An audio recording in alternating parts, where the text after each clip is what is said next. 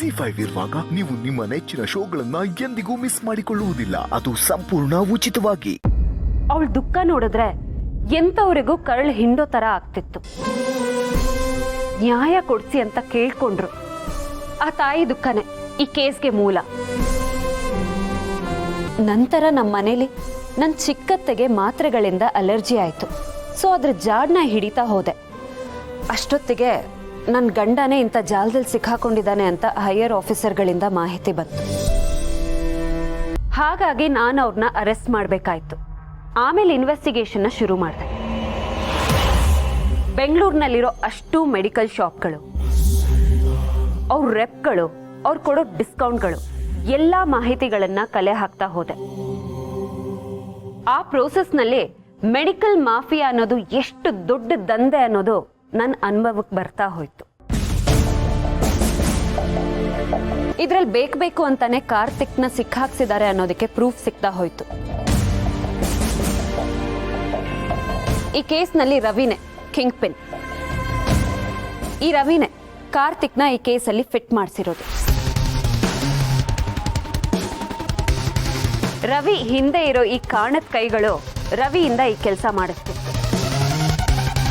ಸತ್ಯಕ್ಕೆ ಸಾವಿಲ್ಲ, ಸುಳ್ಳಿಗೆ ಜಯವಿಲ್ಲ ಅನ್ನೋದನ್ನ ಈ ಕೇಸ್ ಪ್ರೂಫ್ ಮಾಡ್ತು.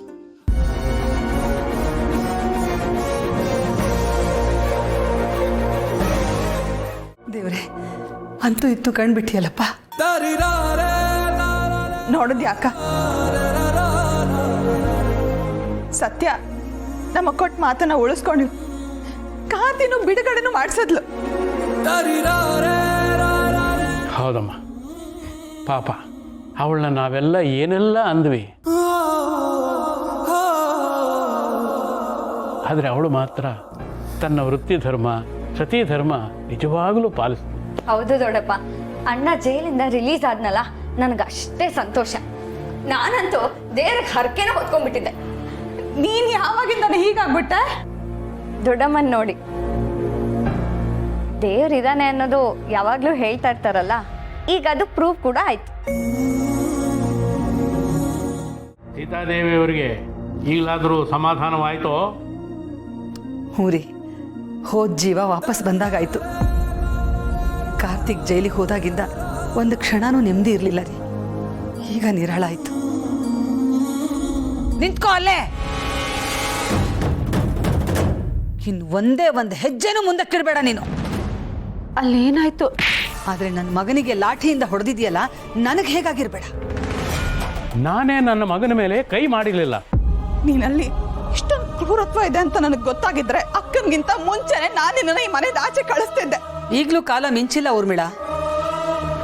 ಇಷ್ಟೆಲ್ಲ ಆದ್ಮೇಲೆ ನಿನಗೆ ಈ ಮನೆಯಲ್ಲಿ ಜಾಗ ಇಲ್ಲ. ಇಂಥ ನಿರ್ಧಾರ ತಗೋಬೇಡಿ.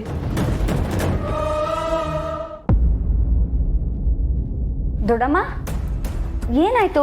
ಯಾಕೆ ಇಷ್ಟು ಗಾಬರಿ ಮಾಡ್ಕೊಂಡಿದ್ದೀರಾ?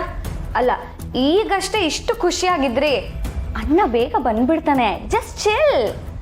ಒಂದಷ್ಟು ಐಸ್ ಕ್ರೀಮ್ ತಗೊಂಬ, ಚಿಲ್ ಆಗ್ತಾಳೆ. ನೀವು ಮಾತಾಡ್ತಾ ಇರಿ, ನಾನು ಈಗ ಬಂದೆ. ಅಲ್ಲ ದೊಡ್ಡಮ್ಮ. ಅಕ್ಕ ಅಕ್ಕ, ZEE5 ಆಪ್ ಡೌನ್ಲೋಡ್ ಮಾಡಿ ಎಲ್ಲಾ ಸಂಚಿಕೆಗಳನ್ನು ಸಂಪೂರ್ಣ ಉಚಿತವಾಗಿ ನೋಡಿ.